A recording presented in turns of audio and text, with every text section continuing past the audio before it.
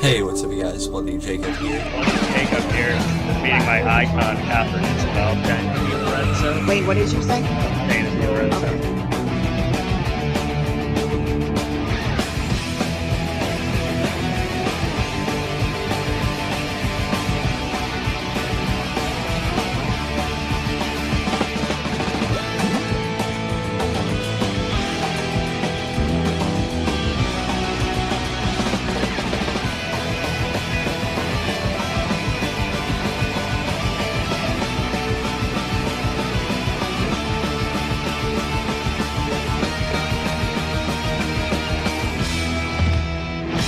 Have a good one. You guys better subscribe and watch my friend on his YouTube channel. He is kicking ass.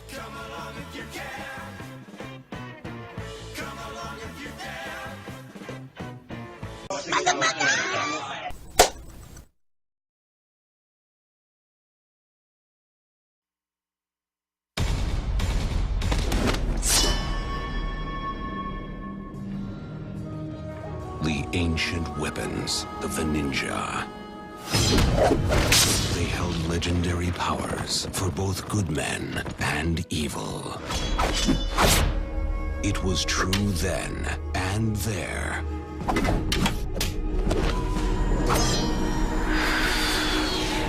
It is true here and now.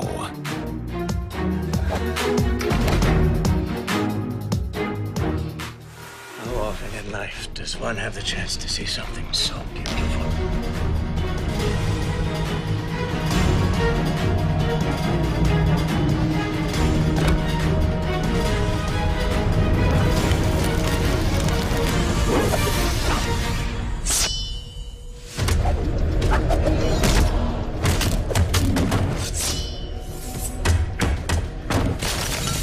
Now I've got dead bodies all over this city, and I can tie you to every goddamn one of them.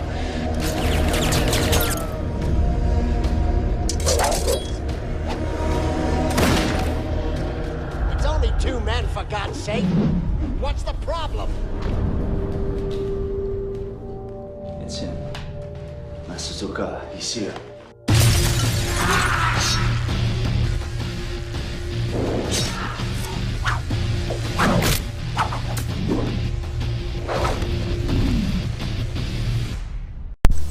Hey, what's up, you guys? Bloody Jacob here to bring you another movie review.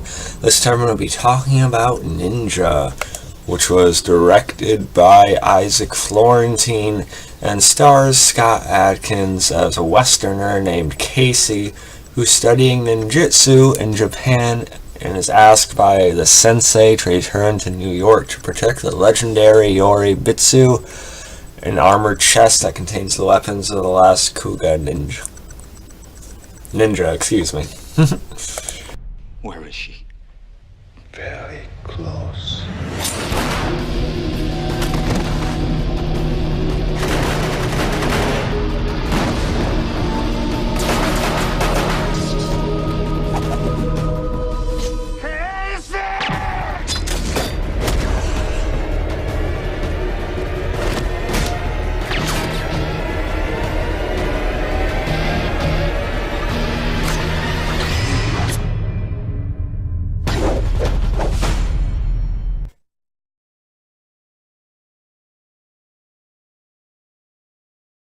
So yeah, here I am talking about another Scott Adkins film.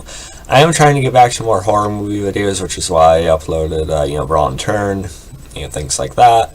But really, I still do enjoy my variety of things. I can watch Brawl and Turn one night, or Ninja a couple hours before, or something like that. So now Ninja, it's a pretty simple type of movie. I mean, it reminded me a lot of classic sort of 80s, 90s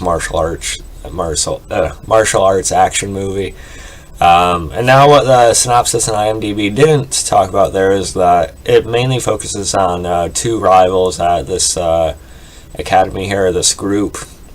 Scott Adkins' character Casey was taken in something as an orphan, and I forget the other character's name, but he he and Scott Adkins sort of have a rivalry, and he ends up attacking Scott Adkins, getting kicked out. So he sort of gets involved with all these different corrupt groups around the world, and he tries to come back to basically stick it to the sensei and the others, and also get this chest for himself.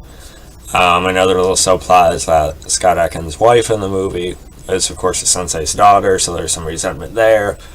But yeah, it's pretty much the movie. Like I said, it's a pretty standard, again, martial arts action movie, type of setup there. But I liked it for the most part for what it was. Now, let me talk about Scott Adkins right away. Now, he's not particularly known for his acting ability, and more so what he can physically do, and he definitely delivers there, which we'll talk about more in a couple minutes. Now, this movie did come out in 2009, and since then I've seen some more recent Scott Adkins films. I think he has gotten better when it comes to his actual acting performance. But here, he isn't bad either. He serves the kind of character he's supposed to be, fairly well. It's a pretty simple type of role.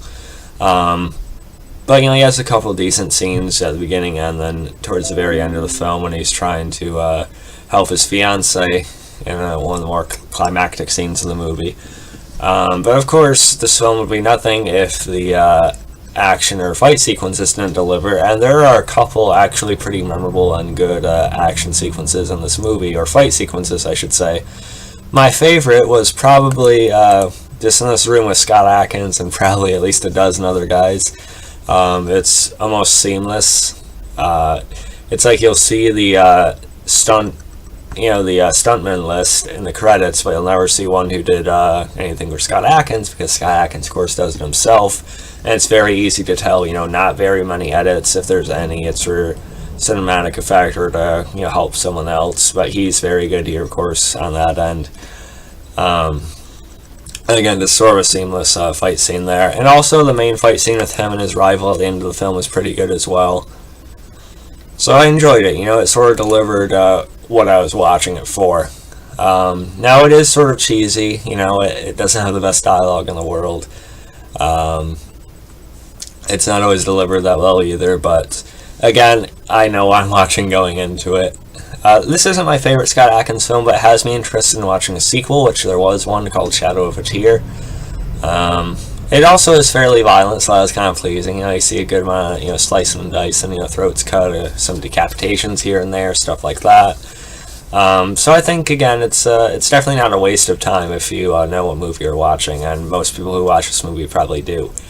So yeah, overall, I'd probably rate Ninja. I'm probably giving it about a C+, somewhere in there. Not really the perfect Scott Adkins film, not the one I'd show someone if they're not familiar with them. But one that sort of fits with the others, and will be fine for you to watch if you're a fan of his already. So let me know what you guys thought about Ninja. What are your thoughts on the sequel? Where's the rank among your favorite Scott Adkins films? So yeah, you can follow me on Facebook, Twitter, Instagram, subscribe. I'll catch you guys next time. Peace.